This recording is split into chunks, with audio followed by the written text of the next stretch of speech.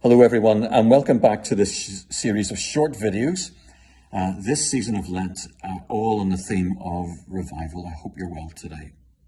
Over the last 3 or 4 days, we've been thinking particularly about the revival that was taking place on the Korean Peninsula, particularly during the 20th century.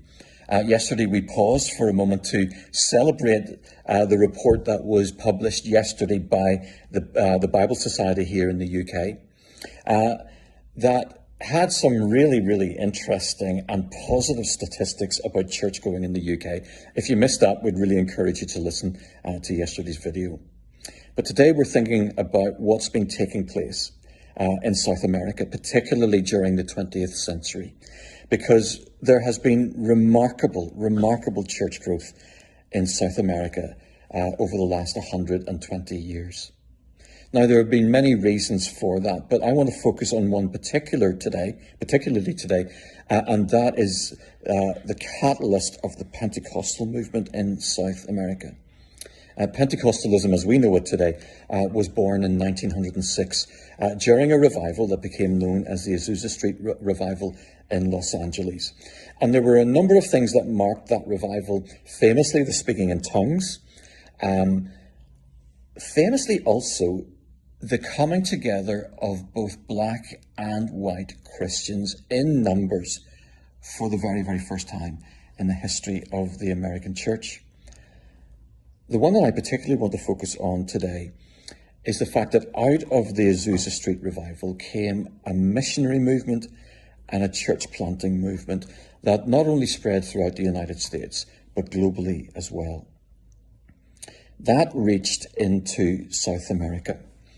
And by 1910, Pentecostal missionaries were in Brazil and Argentina particularly. They would eventually end up in other nations throughout South America.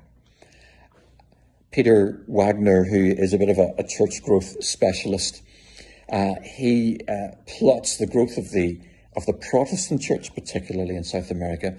He says that in 1900, there was probably 50,000 Christians in South America. By 1940, there was 2 million. By the 1960s, 10 million. By the 1970s, 20 million.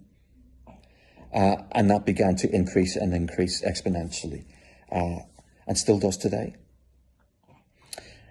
I want to think particularly about the 1952, because 1952 was a significant year in the history of the church in Brazil. And I want to particularly focus on that because it involved an Ulsterman called Edwin Orr. Edwin Orr is regarded as an expert in revival. He was himself someone who experienced revival firsthand in Brazil. He was invited in 1952 by the Brazilian churches to come and preach. He preached throughout the entire country, and incredible things happened in 1952, and I just want to read a little excerpt from what happened during that year. Edwin Orr visited each of the 25 states and territories of Brazil, which was a mammoth undertaking. Everywhere the Spirit of God moved again and again in the largest auditoriums that could not hold the great crowds that gathered. The British and Foreign Bible Society reported this: Brazil has been shaken by the winds of the Spirit as never before. Thousands came to Christ as Saviour and Lord. The churches were crowded for prayer at 6 o'clock in the morning, and the evening meetings had to be transferred from the largest churches to soccer stadiums. Some churches increased by 50% in a week. The upsurge continued for the next 10 years, and many were called to the ministry and mission fields.